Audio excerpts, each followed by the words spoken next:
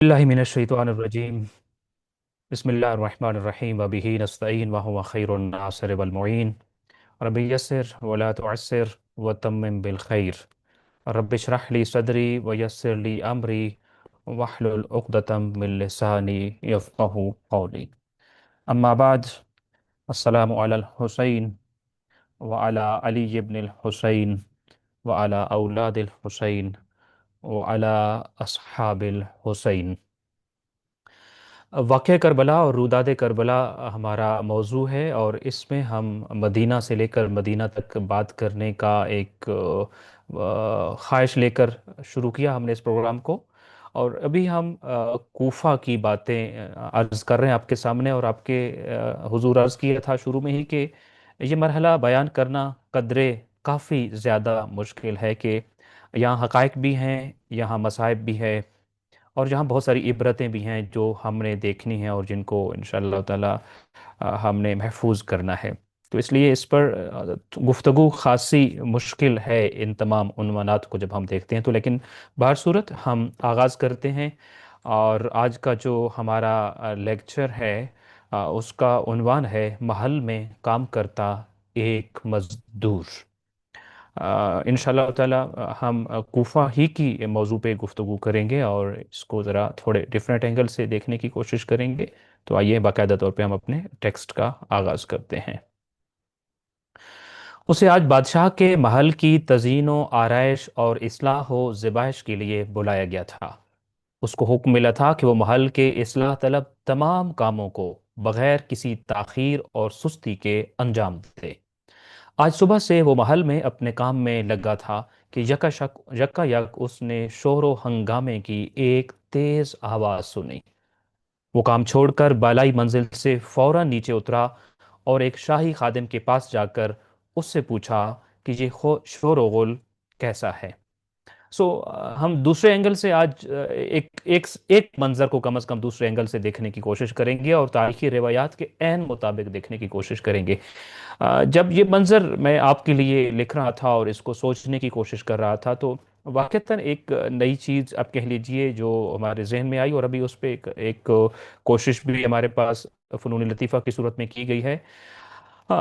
उसमें एक ख़ास चीज़ ये है कि हमने करबला को ज़्यादातर हुसैनी ख़याम के एंगल से देखा है कि हम जब रीडर की हैसियत से या हिस्टोरियन की हैसियत से या फिर रावी की हैसियत से खड़े होकर जब करबला को देख रहे होते हैं, जान रहे होते हैं, तो ख़याम हुसैनी की जानिब ही खड़े होते हैं, और वहाँ उसी उन्वान से हमारे पास रिवायत को और बाकी सारी चीज़ें जो हैं हमारे पेश नज़र होती हैं। इस करबला को जानने का एक एंगल बहर सूरत ये भी है कि हम जो है वो लश्कर यजीद के किसी एक पहलू से हम इसको जानने की कोशिश करें। तो हमने इस पहले मंजर में बेसिकली महल में एक काम करते हुए मजदूर के हवाले से जो रिवायत मौजूद हैं उस रिवायत को लेने की कोशिश की है, कि एक मजदूर रिवायत करता है कि मैं महल में मुझे बुलाया गया था और मुझे मेरे हैंड ओवर ये काम किया गया था कि आपने महल की तज़यीन व आरائش करनी है, इसकी ज़िबाइश करनी है, इसको सजाना संवारना, इसकी इस्लाह तलब जितने भी काम हैं आपने उनको अंजाम देना है। और मैं महल पहुंच चुका था और अपने काम में मसरूफ़ था। किसी दौरान एकदम मैंने सुना जैसे शोर होगा हो, जैसे कोई हंगामा बरपा हुआ हो, और लोगों के शोर की और हंगामे की एक आवाज़ मेरे कानों पे आई। तो मैं फ़ौरन ऊपर से नीचे उतरा, और नीचे आके मैंने उसी महल में काम करने वाले एक गुलाम को देखा और उसको रोक कर पूछा कि ये बाहर जो मैं सुन रहा हूँ, ये शोर व गुल कैसा है, ये शोर शराबा कैसा है। खादिम ने फखरिया अंदाज में उसे जवाब दिया, ये जश्न फतह है। आज हमारे शहर में फतह व कामयाबी का भरपूर जश्न मनाया जा रहा है।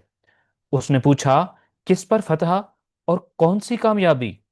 खादिम ने जवाब दिया, अभी एक बागी और खारजी का सर लाया जा रहा है जिसने यजीद के खिलाफ बगावत की थी। उसकी बगावत को कुचल दिया गया है और उसके सारे साथी मारे गए हैं।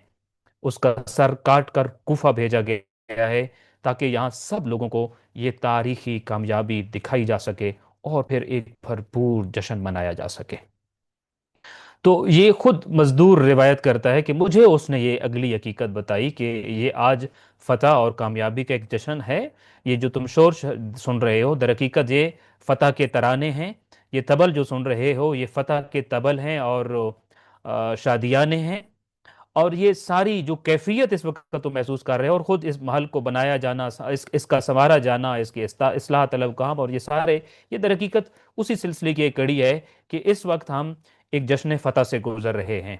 तो उसने पूछा ये किस चीज़ की फतह है, किस पर फतह हुई है, कौन सी कामयाबी हासिल हुई है। तो यही बताया गया कि एक बागी था, एक खारजी था, जिसने बगावत की थी, जिसने खुरूज किया था यजीद के खिलाफ, और फिर उसकी बगावत को कुचल दिया गया है और उसके सारे साथियों को मार डाला गया है। और अब उसका सर कूफा लाया जा रहा है और यहाँ पे लोगों को ये तारीखी कामयाबी दिखाई जा रही है और उस सर की मौजूदगी में ये जश्न मनाया जा रहा है। महल में आरैश व ज़िबाइश के लिए काम करने वाले शख्स ने खुश होकर पूछा, उस खारजी का नाम क्या था? खादिम ने लापरवाही से कहा, हुसैन।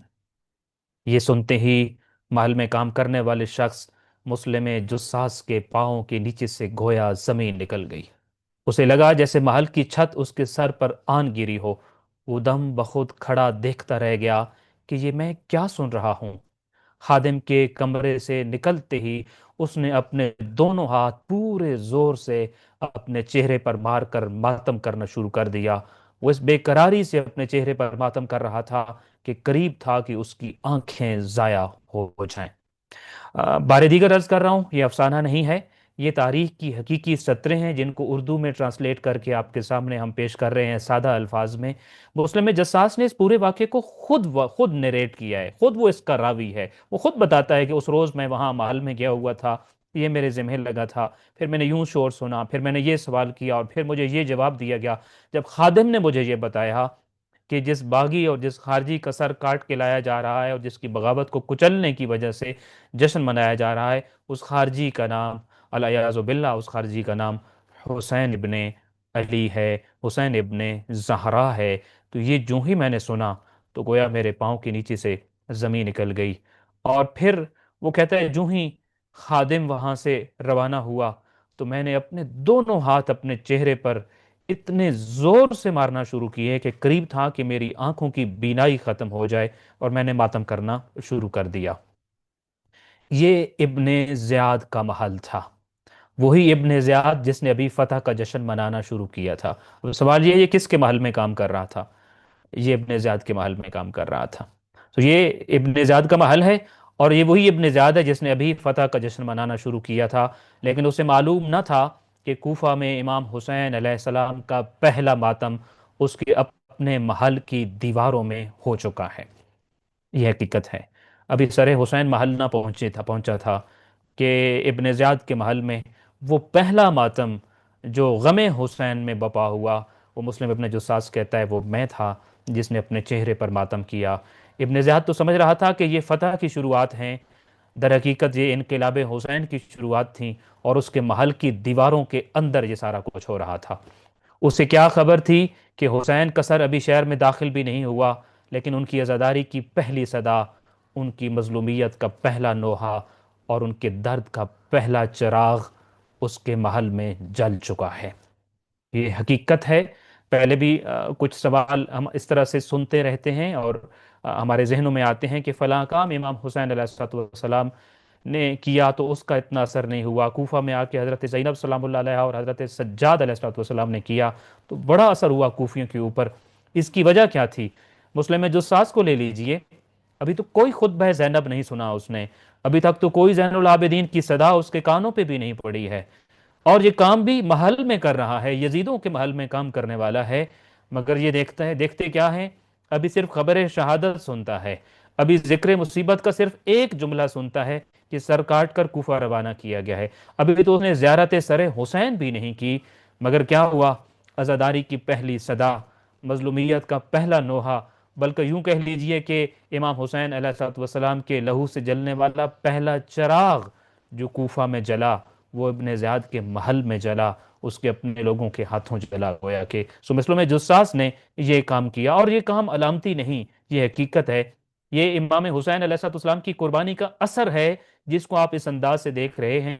और ये असर तब नहीं, ये गारंटीड है जिसको नबी करीम सल्लल्लाहु अलैहि वसल्लम फरमा गए कि इन्ना लिकत्लिल हुसैन हरारा फी कुलूबिल मोमिनीन। قتل امام حسین اور خون امام حسین علیہ الصلوۃ والسلام سے مومنین کے دل میں ایک حرارت پیدا ہوتی ہے، ایک جذبہ پیدا ہوتا ہے، ایک چراغ جلتا ہے، لا تبردو ابدا، یہ چراغ کبھی نہیں بجھے گا، یہ حرارت اور یہ تڑپ کبھی کم نہیں ہوگی۔ یہ وہی حرارت تھی، یہ وہی چراغ تھا جو مسلم ابن جساس کے کانوں سے جب ٹکرایا تو اس کے دل کے رستے سے اس کی زبان پہ آیا، اور اس نے پہلا نوحہ پڑھا، پہلا ماتم کیا، انقلاب حسین کی بنیاد بھی رکھی۔ مسلم ابن جساس اپنا کام چھوڑ کر اس ہجوم میں جا پہنچا جو سروں اور قیدیوں کا انتظار کر رہا تھا۔ کہتا ہے میں نے کام چھوڑا، محل سے نیچے اترا، محل کے پچھلی جانب سے ہوتا ہوا میں اس ہجوم میں پہنچ گیا جو ان قیدیوں کے انتظار میں تھا، ان سروں کے انتظار میں تھا۔ یہ کوفہ شہر میں کناسہ کا مقام تھا۔ مسلم کی اپنی روایت کے مطابق وہ جس مقام پہ قیدیوں کے اور اس سر کے دیدار کے لیے پہنچا تھا، اس جگہ کا نام، اس چوک کا نام، اس گلی کا نام، اس محلے کا نام کناسہ تھا۔ سو کناسہ کے مقام وہ بھی ان لوگوں میں جا کھڑا ہوا جو اس قافلے کا انتظار کر رہے تھے، جو قافلہ حریت تھا۔ تھوڑی دیر میں اسیروں کا قافلہ اس مقام پر پہنچ گیا۔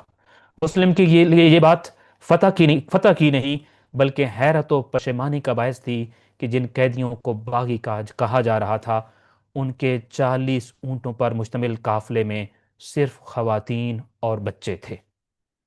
ہاں، ایک لاچار اور بیمار مرد بھی اس قافلے میں تھا جس کو ایک بے پناہ اونٹ پر سوار کیا گیا تھا، جس کی ٹانگوں اور جسم سے خون جاری تھا۔ مسلم کہتا ہے لوگ فتح منا رہے تھے لیکن میں پشیمانی میں بھی تھا اور حیرت میں بھی تھا کہ جن قیدیوں کو کہا جا رہا ہے یہ باغی تھے، میں یہ سوچ کے گیا تھا کہ ان باغیوں میں مرد ہوں گے، جوان ہوں گے، سپہ سالار ہوں گے، جنگجو ہوں گے، جنگ لڑنے والے ہوں گے، لیکن جب وہ قافلہ آیا تو میں نے دیکھا وہ 40 اونٹوں پر مشتمل قافلہ ہے اور اس میں صرف خواتین اور بچے ہیں، کوئی مرد نہیں ہے۔ ہاں، جو ایک مرد ہے وہ لاچار بھی ہے، وہ بیمار بھی ہے، اور اس بیمار کو ایک بے پناہ اونٹ پر سوار کیا گیا ہے، اور اس بے پناہ اونٹ پر سفر کرنے کی وجہ سے اس کی ٹانگوں سے، اس کے جسم سے خون رواں ہے، اور کوفہ کی گلیوں پہ اس کے خون ٹپک رہا ہے۔ فتح کا جشن منانے کے لیے آنے والا ہجوم ان اسیروں کی خستہ حالی دیکھ کر صدمے میں مبتلا ہو گیا۔ یہ صرف مسلم ہی نہیں تھے جو صدمے میں، جو حیرت میں، جو پشیمانی میں اور جو پریشانی میں مبتلا ہو گئے تھے، بلکہ مسلم کہتا ہے میں اکیلا کب تھا؟ یہ مسلم جساس ہے جو یہ کہہ رہا ہے کہ میں اکیلا نہیں، سارے کا سارا ہجوم جب ان جن کو العیاذ باللہ باغی کہا گیا تھا ان کے قافلے کو دیکھا، ان کی حالت کو دیکھا، تو ایک حیرت تھی، ایک صدمہ تھا جو لوگوں کے چہرے پر بول رہا تھا۔ کچھ لوگوں نے صدقہ کی کھجوریں اور روٹیوں کے ٹکڑے کم سن قیدی بچوں کی طرف پھینکے۔ بٹوین دا لائنز جب بندہ مقتل پڑھتا ہے اور اس تاریخ کو پڑھتا ہے تو بار بار رکنا پڑتا ہے، جذبات آگے نہیں بڑھنے دیتے ہیں۔ آپ نے دیکھا ہے کبھی تماشا دیکھنے والے آئے ہوں، اور جن کا تماشا دیکھنے والے آئے ہوں، دیکھنے کے لیے آئے ہوں، ان قیدیوں میں کم سن بچے بھی ہوں، اور اتنے کم سن بچے ہوں کہ ان کو کھانے کے لیے کھجوریں اور روٹیوں کے ٹکڑے دینے پڑے، ان کی حالت دیکھ کر، ان کے چہرے دیکھ کر، ان کے سوکھے ہوئے ہونٹ اور زرد چہروں کو دیکھ کر، یہ تماشے کے لیے آنے والا ہجوم اب در حقیقت ہمدردی کے ایک سیلاب میں بدل چکا تھا۔ اسی لیے ان کو دیکھتے ہی کچھ لوگوں نے صدقے کی کھجوریں تھیں، کچھ روٹیوں کے ٹکڑے تھے، کم سن قیدی بچوں کی طرف پھینکے۔ جناب کلثوم نے پکار کر کہا اے اہل کوفہ، ہم خاندان نبوت سے ہیں اور صدقہ ہم پر حرام ہے۔ ابھی تک تو لوگوں نے چہروں سے اندازہ لگایا تھا کہ یہ کوئی غیرت مند ہیں، یہ کوئی غیرت مند قبیلہ ہے، یہ بہت شریف نفس انسان ہیں، مگر جب اب جناب کلثوم نے ان بچوں کے ہاتھوں میں صدقے کی کھجوریں اور روٹیوں کے ٹکڑے دیکھے اور دیکھا کہ لوگ ان کے اوپر ترس کھا کر ان کو صدقہ دے رہے ہیں، تو جناب کلثوم نے پکارا اور کہا لوگو، ہم خاندان اہل نبوت ہیں، ہم پر صدقہ حرام ہے، ہمیں یہ صدقے کی کھجوریں اور روٹیوں کے ٹکڑے عنایت نہ کیے جائیں۔ اب لوگوں کے لیے حیرت اور بڑھ گئی تھی، جن کو ہم نے صرف شریف النفس سمجھا تھا، جن کو ہم نے صرف غیرت مند لوگ سمجھا تھا، وہ تو نبی کریم صلی اللہ علیہ وآلہ وسلم کی اولاد ہیں۔ اسی لیے لوگ پشیمانی اور شرمندگی سے دھاڑیں مار کر رونے لگے کہ جن قیدیوں کا تماشا دیکھنے ہم آئے تھے وہ آل رسول ہیں۔ اب وہ لوگ جو چھتوں پہ تھے، جو گلیوں میں تھے، جو بازاروں میں تھے، وہ اس پریشانی اور پشیمانی میں تھے کہ ہم کس کا تماشا دیکھنے آئے ہیں، یہ جو ہمارے سامنے ہیں یہ بھلا کون ہیں۔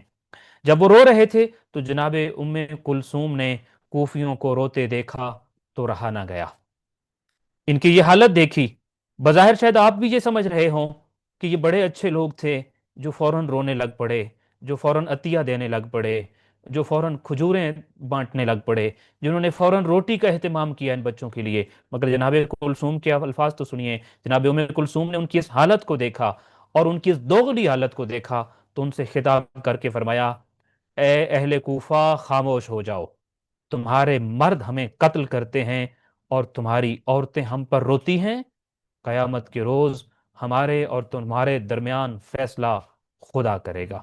جناب ام کلثوم نے کہا کہ ہمیں تمہاری ہمدردیوں کی ضرورت نہیں ہے، نہ اس آہو بکا کی ضرورت ہے، نہ کسی اور چیز کی ضرورت ہے۔ حالت یہ ہے اور حقیقت یہ ہے کہ تمہارے مردوں نے ہمیں قتل کیا ہے۔ جن کے مرد ہمیں قتل کریں، ان کی عورتیں آئیں اور ہم پر روئیں، اور ہم اس سے یہ سمجھیں کہ یہ ہمدردی کے آنسو ہیں۔ ہم تمہاری حقیقت حال کو جانتے ہیں، اور سب سے بڑی حقیقت تو یہ ہے، وہ دن ان قریب آنے والا ہے جس دن تمہارے اور ہمارے درمیان خدا اپنا فیصلہ صادر فرمائے گا۔ مسلم ابھی تک اس ہجوم میں کھڑا سارا منظر دیکھ رہا تھا اور روئے جا رہا تھا۔ وہ حضرت ام کلثوم کی گفتگو سن ہی رہے تھے کہ پھر سے شور و ہنگامے کی آواز سنی۔ ابھی جناب ام کلثوم کی یہ گفتگو ہو رہی تھی، مسلم کہتا ہے ہم نے پھر ایک دفعہ شور کی آواز سنی، ہنگامے کی آواز سنی۔ لوگوں نے سر اٹھا کر دیکھا تو کیا دیکھتے ہیں کہ دوسری طرف سے شہداء کے سروں کو نیزوں پر سوار کر کے لایا جا رہا تھا، جن میں سب سے آگے آگے سید الشہداء امام حسین علیہ السلام کا سر مبارک تھا، چودھویں کے چاند کی طرح روشن، اور بالکل رسول اللہ صلی اللہ علیہ وآلہ وسلم کے چہرے جیسا۔ ابھی قیدی موجود ہیں، اور اس پر جو کوفہ کی عورتیں ہیں اور جو وہاں کے لوگ ہیں ان کی یہ حالت ہے کہ ابھی دوبارہ تبل بجے، آلات موسیقی بجے، اور ایک دفعہ شور ہوا، اور مسلم نے اور سارے لوگوں نے دیکھا، اس ہجوم نے دیکھا کہ دوسری طرف سے اب بلند نیزے ہیں، نیزے کی انیوں پر سوار سر ہیں، اور ان کو لایا جا رہا ہے۔ اور ترتیب یہ ہے کہ ساروں سے آگے سید الشہداء امام حسین علیہ السلام کا سر ہے۔ مسلم جساس نے تفصیلی روایت لکھی ہے، بیان کی ہے، لیکن میں اپنے جذبات کے ہاتھوں مجبور ہو کر پورا نہیں لکھ سکا آپ کے سامنے۔ وہ کہتا ہے چودھویں کی چاند کی طرح روشن تھا یہ سر، بالکل ایسے لگتا تھا میں فرزند رسول کو نہیں بلکہ جس نبی کا کلمہ پڑھ کر مسلمان ہوا ہوں، اس نبی کا دیدار کر رہا ہوں۔ جو لوگ وہاں کھڑے تھے اور جنہوں نے رسول اللہ کا دیدار کیا تھا، وہ جانتے تھے یہ حسین نہیں، گویا کہ یہ رسول اللہ صلی اللہ علیہ وآلہ وسلم کا سر ہو۔ اور پھر وہ کہتا ہے کہ میں نے بہت قریب سے اس سر کو دیکھا اور اس کی چند حالتیں بھی دیکھیں۔ سروں کو اس حالت میں دیکھ کر ایک مرتبہ پھر لوگوں میں گریہ و زاری بلند ہوا، اور لوگ زارو قطار رونے لگے۔ پھر گریہ بلند ہوا، چونکہ اب جو حالت تھی، اور میں نے کل بھی عرض کیا تھا کل کے لیکچر میں، ان سروں کی شرافت و نجابت گواہی دے رہی تھی، یہ باغی نہیں تھے، یہ خارجی نہیں تھے، یہی تو وہ تھے جنہوں نے دین قائم کیا ہے، یہی تو وہ تھے جنہوں نے شریعت بچائی ہے، یہی تو وہی تھے جنہوں نے شرم و حیا اور غیرت کی لاج رکھی ہے قیامت تک کے لیے۔ لوگوں نے جب ان کے سروں کا، ان کے چہروں کا دیدار کیا تو ایک مرتبہ پھر گریہ وزاری بلند ہوا، لوگ زاروں قطار رونے لگے۔ اب امام زین العابدین علیہ السلام نے ان سے بات کرنے کا فیصلہ کیا اور ان سے پوچھا، کوفہ والو، تم ہماری غربت اور مظلومیت پر رو رہے ہو، تو یہ بتاؤ ہمیں قتل کس نے کیا ہے؟ امام ان کے ضمیر کو جھنجھوڑ رہے تھے، تم تو یہ ہو جو رو رہے ہیں، پھر مجھے بتاؤ ہمارے قاتل کون ہے؟ کون ہے جس نے ان کو قتل کیا؟ کون ہے وہ جن کے ہاتھوں میں یہ نیزے ہیں اور جن نیزوں کی انیوں پر یہ مبارک سر ہیں؟ ذرا ہمیں بتاؤ تو صحیح۔ تم ہماری غربت تو روتے ہو، تم مظلومیت پر آنسو بہا رہے ہو، یہ قتل کرنے والے کون تھے؟ کون تھے جنہوں نے ہمیں قتل کیا ہے؟ کوفہ کے گلیوں کوچہ میں حضرت زینب سلام اللہ علیہا، حضرت ام کلثوم زہرا بنت امام حسین علیہ السلام، اور امام علی زین العابدین علیہ السلام نے اپنے بھرپور خطبے دیے، اور یوں قافلہ کوفہ کی گلیوں اور چوراہوں سے ہوتا ہوا کوفیوں کے ضمیر جگاتے ہوئے اور پیغام شہادت حسین علیہ السلام سناتے ہوئے ابن زیاد کے محل کے سامنے پہنچ گیا۔ یہ قافلہ کوفیوں کے ضمیر جگا رہا تھا، اور اس میں میں نے کل بھی عرض کیا اور بارہا ان چیزوں کو ریپیٹ کرنا مناسب نہیں، تفصیل اتنی ہے کہ ہم اس کو مکمل طور پر بیان یہاں نہیں کر سکتے ہیں۔ جناب زینب سلام اللہ علیہ کے خطبے کے چند الفاظ آپ نے سنے، امام سجاد علیہ السلام کا خطبہ پڑھنے لائق ہے، چاہیے کہ اس کو پڑھا جائے۔ آپ نے اپنا تعارف کرایا، لوگوں جو مجھے جانتا ہے سو جانتا ہے، جو نہیں جانتا آؤ اپنا تفصیلی تعارف کراتا ہوں۔ اور وہ کمال کا خطبہ آپ نے پڑھا، پھر اپنے بابا کا تعارف کرایا، پھر اپنے مقصد کو بیان فرمایا۔ صرف امام زین العابدین علیہ السلام نے خطبہ نہیں دیا، جناب ام کلثوم نے بھی بھرپور خطبہ دیا۔ حضرت سغرا بنت امام حسین علیہ السلام جو کہ صاحبزادی ہیں امام حسین علیہ السلام کی، انہوں نے کوفیوں سے خطاب کیا اور خطبہ دیا۔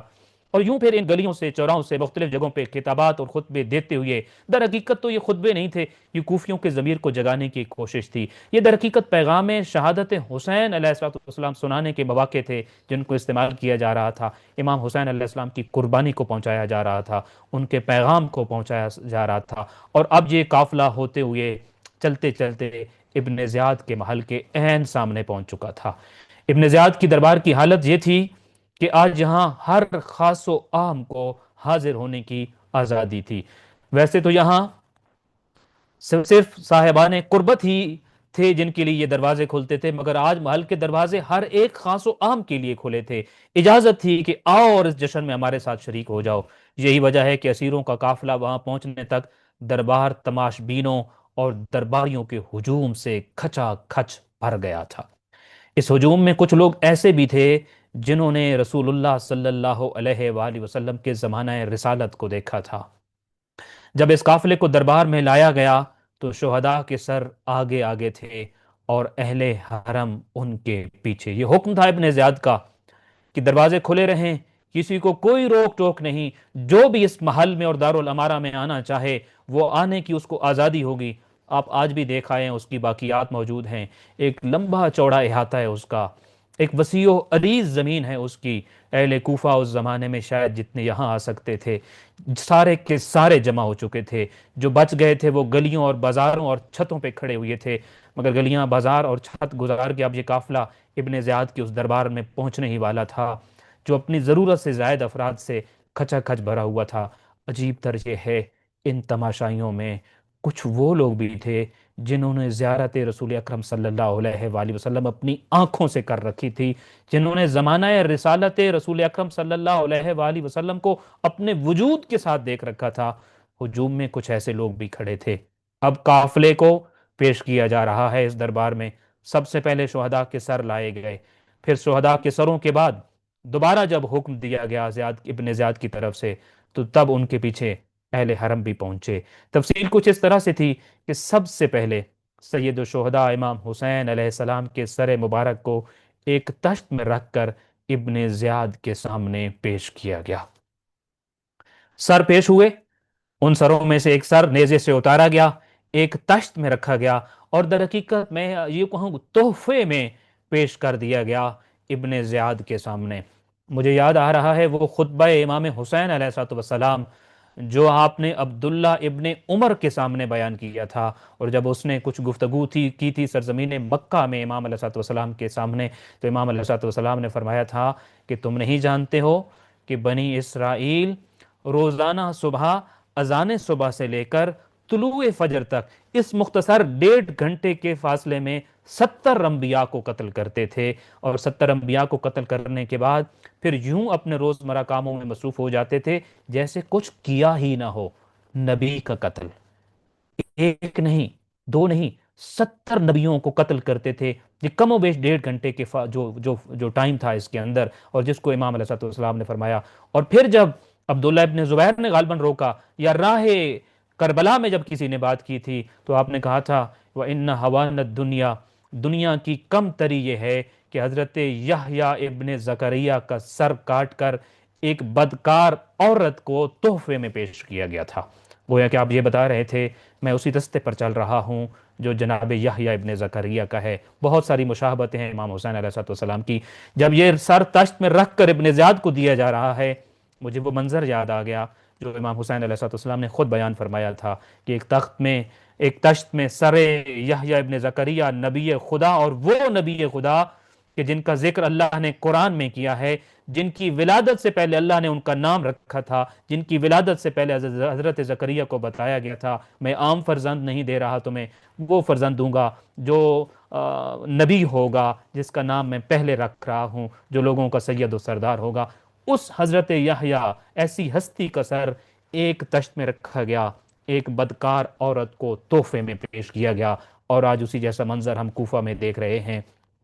सरे नवास रसूल और फर्जंद रसूल जिगर गोशा बतूल है, एक तश्त में रखा गया है और इब्न ज़ियाद को गोया के तोहफे में पेश किया जा रहा है।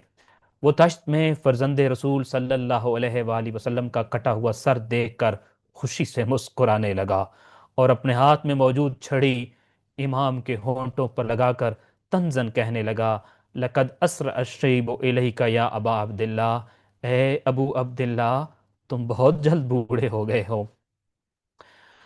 ये वो गुस्ताखियां थीं जिनको मक्तल की किताबों ने नकल किया है। हौसला सब्र नहीं होता इनको पढ़ा जाए, बयान किया जाए।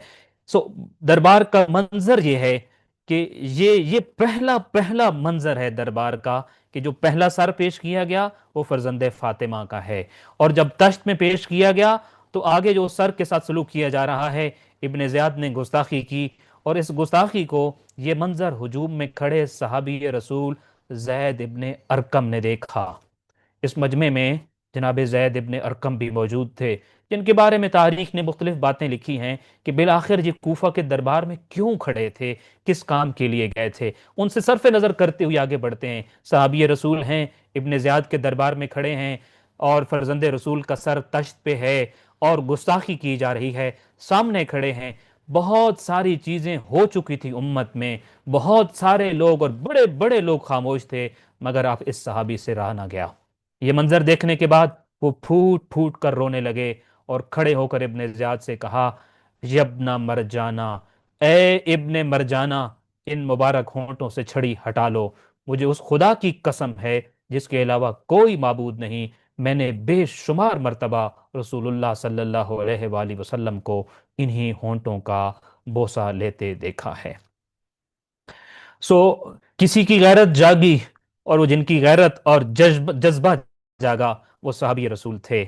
और उससे पहले जहां तक मैंने पढ़ा है कुछ किताबों में, वो कुछ तौजीहात करते थे कि मैं जब तक अपनी मंजर से उन करतूतों को देख नहीं लूंगा मुझे यकीन नहीं आएगा कि खलीफा मुस्लिमीन कहलाने वाले की हुकूमत में ये काम किए जाते होंगे। मगर जब उन चीज़ों को अपनी आंखों से देखने के लिए वहाँ खड़ा सहाबी रसूल देखता है, जो उसने कभी ना सोचा था वो मंजर देखने को मिलता है। इसलिए वो आगाज इसी से करता है, यब्ना मरजाना, यानी ए मरजाना के बेटे। ये दर हकीकत इब्न ज़ियाद का कह लीजिए कुन्नियत, कह लीजिए लकब, कह लीजिए उसकी माँ के नाम से पुकारा है। उसकी माँ का नाम मरजाना था और वो उसके बाप की कनीज थी। उसके जो बाप था वो किसके बतन से पैदा हुआ, तारीख ने लिखा ज़ियाद इब्न सुमैया।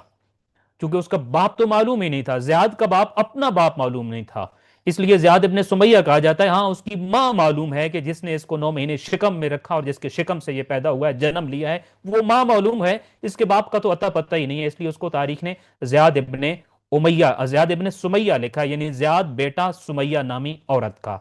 और अबू सुफियान ने इसकी शक्ल व शबाहत को देखकर कहा था, इसकी शक्ल व शबाहत मुझसे है, लिहाजा ये मेरा ही बेटा होगा। एक बदकार औरत के कोठे पे पैदा होने वाला ये बदकार शख्स, बाद में अबू सुफियान के बच्चों ने इसको भाई का दर्जा दिया। लेकिन तारीख में ज़ियाद इब्ने अबी, यानी अपने बाप का बेटा, क्या पता वो उसका बाप कौन है, या ज़ियाद इब्ने सुमैया, यानी सुमैया नामी औरत का बेटा जिसका बाप मालूम नहीं है, उसका, इसके बाप का नाम ज़ियाद है। ये ज़ियाद का बेटा है जिसका नाम उबैदुल्लाह इब्ने ज़ियाद है।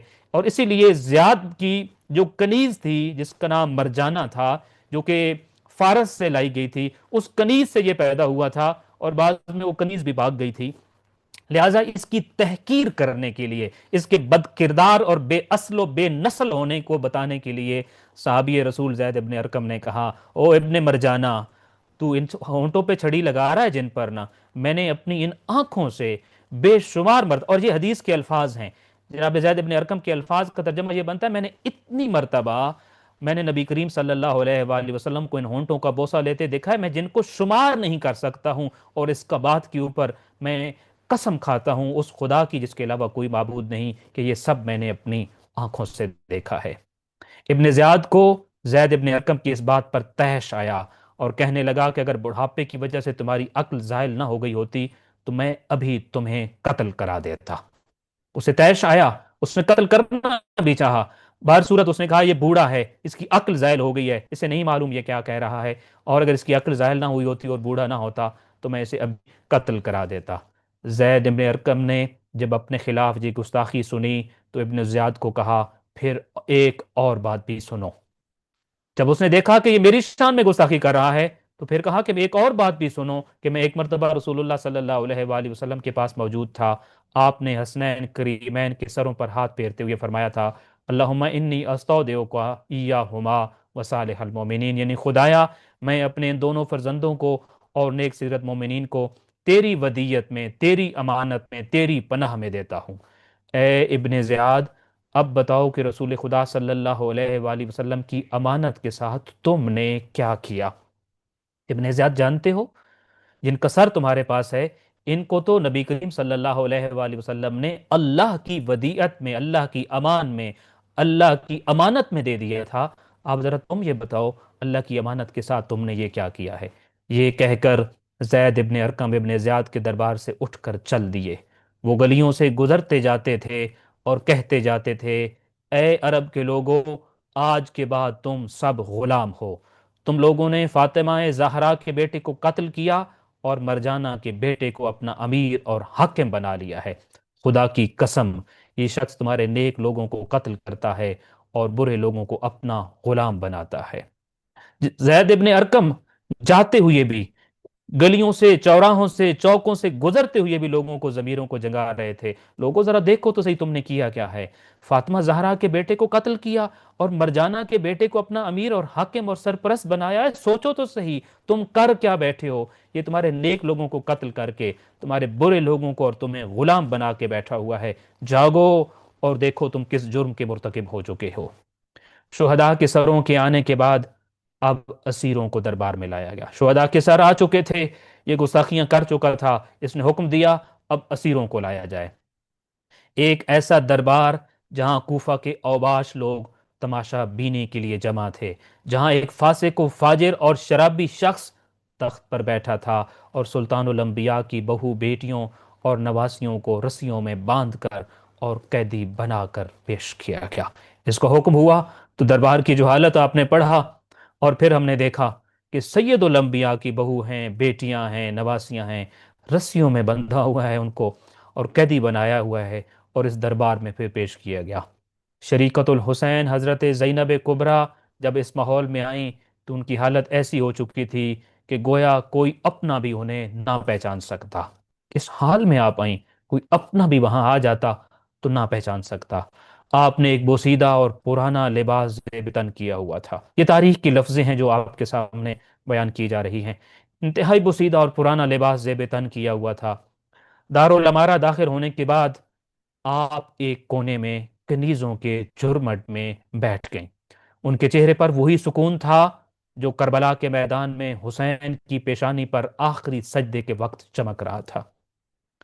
حالت ایسی تھی پہچان کوئی نہ سکے، مگر جو دل میں سکون ہے یہ وہی سکون تھا جو امام حسین علیہ السلام کے آخری سجدے کے وقت ان کی پیشانی پر نظر آ رہا تھا۔ گرچہ ابن زیاد کے دربار میں اس وقت جبر کی تمام علامتیں موجود تھیں، خنجر، ہتھیار، سپاہی اور وہ تخت جس پر بیٹھ کر وہ خود کو فاتح سمجھتا تھا، مگر بنت علی کی دربار میں موجودگی کا ایسا رعب تھا کہ وہ بھی محسوس کیے بنا رہ نہ سکا۔ پھر عرض کرتا ہوں یہ جذبات نہیں ہیں، یہ افسانوی لفظ نہیں ہے، یہ کہانی نہیں ہے، یہ تاریخ کا وہ لکھا ہوا مواد ہے جو آپ کے سامنے پیش کیا جا رہا ہے کہ اس وقت جبر و ستم کے سارے ہتھیار اس کے پاس تھے اور وہ فاتح تھا، مگر دربار میں روب صرف ایک شخصیت کا تھا اور وہ روب بنت علی کا تھا، اور ایسا روب تھا کہ وہ بھی اس کو محسوس کیے بنا نہ رہ سکا۔ اس لیے جو ہی بنت علی کنیزوں کے جھرمٹ میں دارالامارہ کے ایک کونے میں بیٹھتی ہیں تو اس نے فوراً دریافت کیا من हाजिही, ये कनीजों के झुरमट में बैठने वाली खातून कौन है? किसी ने कोई जवाब ना दिया। उसके तीसरी बार पूछने पर बिनते जहरा की एक कनीज ने कहा, हाजिही ज़ैनब बिनते फातिमा बिनते रसूलुल्लाह, ये रसूलुल्लाह सल्लल्लाहु अलैहि वसल्लम की नवासी और हजरत फातिमा तो जहरा की बेटी ज़ैनब सलामुल्लाह अलैहा हैं। एक बार पूछा उसने, दूसरी बार पूछा, तीसरी बार पूछा, मन हाजिही, कौन है ये इस कदर रोबदार खातून कि जिसके आने से मेरे दरबार का माहौल बदल गया है। तो तीसरी बार जब उसने पूछा, पहली दो बार कोई नहीं बोला, तो किसी कनीज ने जवाब दिया। और जवाब क्या खूबसूरत है, तारुफ तो देखिए। फरमाया कि रसूलुल्लाह की बेटी फातिमा की बेटी जैनब तशरीफ लाई हैं। ज़ाहिरी फतह के नशे में मस्त इब्न ज़ियाद इस वक्त का शिद्दत से मुंतज़िर था कि कब हुसैन का हरम मेरे सामने आए। मुंतज़िर था वो, इस लम्हे का मुंतज़िर था कि कब इमाम हुसैन अलैहिस्सलाम का हरम मेरे सामने आए, ताकि वो उनका दिल जलाए, उनकी रूह को जख्म दे, उनके शहीदों के वक़ार को पामाल करे और उन्हें नफसियाती तौर पर तोड़कर उनसे माफ़ी मांगने का मुतालबा करे। कल भी अर्ज किया था, इसीलिए तो ये सारे दरबार सजाए गए थे, इसीलिए तो कैदी बनाया गया था, इसीलिए तो इतनी अजियतें और सौबतें देकर यहां तक लाया गया था, क्योंकि यहां उन्होंने फतह की आखिरी मिराज को देखना था कि फतह की आखिरी अलामतें ये होती हैं। इसलिए अब उसने वो काम शुरू करना था कि उस काम के जरिए दिल जले इन असीरों का, इनकी रूह को जख्म आए, इनके शहीदों की वकार और इज्जत को पमाल करे और नफसियाती तौर पर इनको ऐसे तोड़ कर रख दे कि ये सारे माफी मांगने पर मजबूर हो जाएं। मौका मिलते ही वो अपनी खबासत का इजहार करते हुए जनाब ज़ैनब कुबरा सलामुल्लाह अलैहा के दिल को जलाते हुए कहने लगा, अल्हम्दुलिल्लाहिल्लज़ी फ़दहकुम व क़तलकुम व अक़ज़ब अहादीसकुम। उस खुदा की हम्द और शुक्र है जिसने खानदान रिसालत को रुस्वा किया, तुम्हें कत्ल किया और तुम्हारे ढोंग और झूठ और फरेब को जाहिर कर दिया। उलमा ने, मैं यूं कहूं मुफस्सिरीन करबला ने लिखा है, अल्हम्दुलिल्लाहिल्लज़ी फ़दहकुम, तुम का जो लफ्ज़ है, तुम में पूरा खानदान रिसालत भी शामिल था, नबी करीम सल्लल्लाहु अलैहि वसल्लम भी शामिल थे। इसलिए गोया कि वो ये कह रहा था कि मैं उस खुदा का शुक्र अदा करता हूँ जिसने पूरे इस खानवादा रिसालत को, रसूल के ख़ानदान को, रसूल समेत अलयाज़ु बिल्लाह, वो कह रहा था, अल्लाह ने रुस्वा किया है, तुम्हें कत्ल कर दिया है, तुम्हारा जो फरेब था, तुम्हारा जो झूठ था। ढोंग को उर्दू में अगर तर्जमा करें तो ड्रामा उसका तर्जमा बनता है, मैं इस मंजर में वो तर्जमा कर नहीं सकता। वो जो रिसालत का ढोंग रचाया गया था, वो जो कुरान और वही का फरेब दिया गया था, वो जो पूरा ड्रामा किया था तुम्हारे घर ने, अल्लाह ने उसको जाहिर कर दिया है। इसका मतलब यही था कि ये कुछ भी नहीं था, ना वही थी, ना कुरान था, ना रिसालत थी, ना जिब्राइल थे, ना कुछ और था, ये तो सारा फरेब, झूठ और ढोंग था। ये सिर्फ करबला के शहीदों या उनके अहले हरम पर हमला न था, बल्कि रिसालत नबुव्वत और उनके मकसद पर भी खुली गुस्ताखी और मुजरिमाना इल्ज़ाम था। इसलिए अकीला कुरैश खामोश न रह सकी और जुर्रत हाशमिया के साथ हैदरी लहजे में फौरन जवाब जवाब दिया, अल्हम्दुलिल्लाहिल्लज़ी अकरमना बिमुहम्मदिन व तहरना तत्हीरा। हमद है उस खुदा के लिए जिसने हम खानदान नबुव्वत को अपने नबी मोहम्मद मुस्तफ़ा सल्लल्लाहु अलैहि वसल्लम की वजह से इज्जत व करामत दी और हमें वारे से तत्हीर बनाया। जलील और रुस्वा तो वो होता है जो फासिक को बद किरदार और झूठा हो, और अल्हम्दुलिल्लाह वो हम नहीं, तुम हो। क्योंकि वो कह रहा था अल्लाह ने तुम्हें जलील किया, रुस्वा किया, तो फरमाया नहीं, हमें तो इज्जत मिली है, हमें इज्जत दी है खानदान नबुव्वत में रखकर, अल्लाह ने हमें इज्जत दी है अपने नबी करीम सल्लल्लाहु अलैहि वसल्लम की रिसालत और नबुव्वत की वजह से, हमें वारे से तत्हीर बनाकर अल्लाह ने इज्जत दी है। हम तो साहिबान इज्जत हैं, हम साहिब करामत हैं। जलील और रुस्वा तो वो होते हैं जो फासिक होते हैं, जो बदकिरदार होते हैं और जो झूठे होते हैं, और अल्हम्दुलिल्लाह फासिक और बदकिरदार और झूठे हम नहीं, तुम हो। यजीदियो उमवी सल्तनत के हवाखारों को पहली दफा किसी ने यूं ललकारा था और तुर्की बतुर्की जवाब दिया था। आज तक किसी में ये हिम्मत नहीं हुई थी कि इनमें से किसी को ललकार सके और इन्हीं को जवाब दे सके। बिनते फातिमा तो ज़हरा सलामुल्लाह अलैहा वो पहली खातून थी जिन्होंने यूं उनको पहली दफा ललकारा और जवाब दिया। दरबारी और तमाशाई इस जवाब पर हक्का बक्का रह गए और उनके मुंह खुले के खुले रह गए।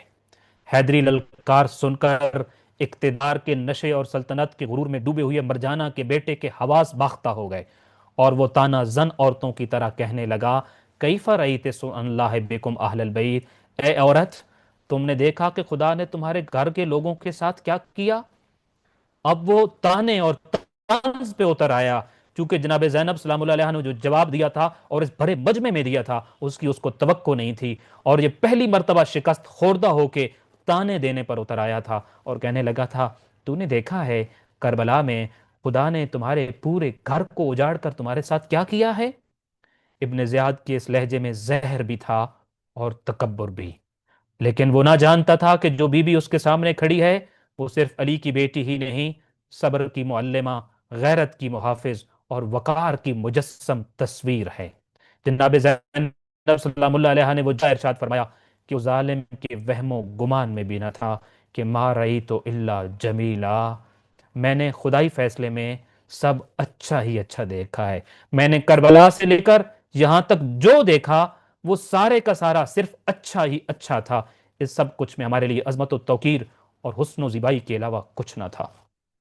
ان کے لیے یعنی کربلا والوں کے لیے خدا نے شہادت کا عظیم درجہ لکھا، اور وہ اپنے پیروں پر چل کر فاخرانہ انداز میں اپنی قتل گاہ کی طرف گئے۔ تو مجھے توڑنا چاہتا ہے؟ تو مجھے کہتا ہے دیکھا تیرے اور تیرے بھائی کے ساتھ اور تیرے قافلے کے ساتھ کربلا سے یہاں تک خدا نے کیا کیا؟ میں نے تو ان خدائی فیصلوں میں سوائے حسن و زیبائی کے، سوائے اچھائی کے اور کچھ نہیں دیکھا۔ تجھے کیا معلوم کیا اچھائی تھی؟ تجھے بتاتی ہوں وہ اچھائی کیا تھی۔ سب سے پہلی اچھائی یہ تھی کہ میرے رب نے ان لوگوں کے لیے عظیم شہادت کا تحفہ لکھا، اور پھر وہ اپنے پیروں پر چل کر فخر کرتے ہوئے اپنی قتل گاہ میں گئے، اور جھومتے ہوئے انہوں نے شہادت کو گلے لگایا۔ ہاں البتہ اب وہ دن آنے والا ہے جب خدا کے حضور تیرا اور ان کا مقابلہ ہوگا، اور وہاں تجھے ان کے بارے میں اپنے کرتوتوں اور اپنے ہر عمل کا جواب دینا ہوگا۔ تو میں جو دن گزر گیا اس کا خلاصہ یہ ہے، جو دن آنے والا اس کی بات بنت علی تمہارے ساتھ یہاں کر رہی ہے، اب تو تیاری پکڑ، وہ دن آنے والا ہے، اب تیرا اور ان کا ایک اور مقابلہ ہوگا، اور وہ مقابلہ ہوگا خدا کے حضور، وہاں تجھے اپنے ہر عمل، ہر کرتوت اور ہر ظلم کا جواب دینا ہوگا۔ اس مقابلے کی تو اب تیاری پکڑ۔ یہ وہ تاریخی جملہ تھا جو اس ظالم کے ایوان میں لرزہ طاری کرنے کے لیے کافی تھا۔ وہ لاجواب ہو چکا تھا، اس لیے پکارا کہ لوگوں یہ بڑی کافیہ باز عورت ہے، مجھے اپنی زندگی کی قسم اس کا باپ بھی بڑا کافیہ باز اور شاعر تھا۔ گویا کہ وہ لوگوں سے کہہ رہا تھا، لوگوں دیکھو تو یہ ذرا کس طرح لفاظی کر رہی ہے، کیسے الفاظ کے بہاؤ سے مجھے لاجواب کیے جا رہی ہے، یہ اس لیے یہ سارا کچھ کر رہی ہے کہ اس کا باپ بھی شاعر تھا اور بڑا لفاظ تھا۔ زینب کبریٰ ایک فرعون کا غرور ٹوٹتے ہوئے اپنے سامنے دیکھ رہی تھیں، اس لیے اس کے غرور کو مزید چوٹ لگاتے ہوئے فرمایا، بھلا ایک دکھیاری اور قیدی و غمگین عورت کا قافیہ بندی اور شاعری سے کیا واسطہ، کیونکہ میں تو اس حالت میں ہوں کہ مجھے قافیہ بندی اور لفاظی کا ہوش کہاں۔ ہاں یہ میرے دل کی آواز تھی جو میری زبان سے ادا ہوئی ہے۔ در حقیقت یہ سارا کچھ وہ مجمع اور یہ ہجوم سن رہا تھا جو اس موقع پر موجود تھا، اور وہ اس ہجوم کے سامنے اپنے آپ کو اپنا غرور ٹوٹتے ہوئے دیکھ رہا تھا۔ اس لیے جناب زینب سلام اللہ علیہ نے اس کے اوپر آخری ضرب لگاتے ہوئے فرمایا، تو مجھے کہتا ہے میں شاعری کر رہی ہوں، میں لفاظی کر رہی ہوں، میں ایک دکھیاری ہوں، میں ایک قیدی ہوں، میں اپنے بھائیوں کا غم اپنے ساتھ لیے ہوئی ہوں، میرا شاعری سے کیا واسطہ ہے؟ میں تو اس حالت میں ہوں کہ شاعر کوئی ہوتا بھی تو شاعری بھول جاتا، لفاظی کا ہوش اسے کہاں رہتا۔ میرے دل کی باتیں ہیں جو اس مجمع کے دل میں اتر گئی ہیں۔ ابن زیاد رسوا ہو چکا تھا اور اس کے پاس کوئی جواب نہ تھا۔ اب اس نے لوگوں کو مسجد میں جمع کرنے کا حکم دیا اور مسجد میں نماز جماعت کا اعلان ہوا۔ لوگ آہستہ آہستہ مسجد اعظم میں جمع ہونے لگے۔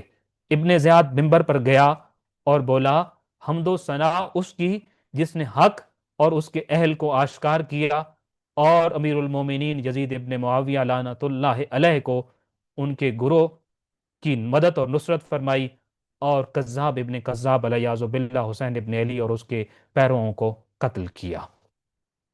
اب وہ دربار میں ہار چکا تھا، مسجد کا سہارا اس نے لیا، اور مسجد میں جا کر لوگوں کے اندر اپنی شرمندگی اور خجالت کو کم کرنے کے لیے یزید اور اس کے باپ کی مدح سرائی کی، اور امام حسین علیہ السلام اور آپ کے اہل خانہ میں گستاخی کی۔ ابھی اس کا کلام یہاں تک پہنچا تھا کہ اہل حق کا فدائی عبداللہ ابن عفیف ازدی یہ کلام سن کر اٹھ کھڑا ہوا۔ انقلاب امام حسین کی بنیادیں رکھی جا چکی تھیں، پیغام امام حسین پہنچ چکا تھا، اور یہ تو کوئی عام شخص نہیں تھے، یہ تو بہت عمر رسیدہ تھے، یہ نابینا تھے، یہ امیر المومنین حضرت علی علیہ السلام کے اصحاب میں سے تھے اور خواص میں سے تھے، اور پوری پوری رات عبادت کرنے والے تھے عبداللہ ابن عفیف ازدی، اور یہ عبادت گزار شخص تھے۔ اور یہ چونکہ نابینا کیوں تھے؟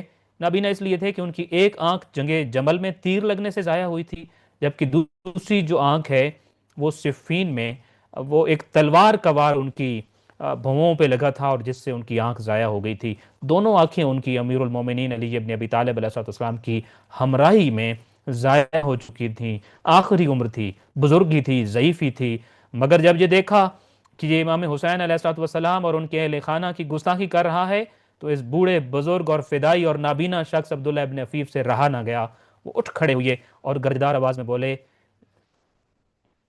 اے مرجانہ کے بیٹے، کذاب تو تو ہے اور تیرا باپ ہے، اور وہ جس نے تجھے حق بنایا ہے وہ بھی اور اس کا باپ بھی کذاب ہے۔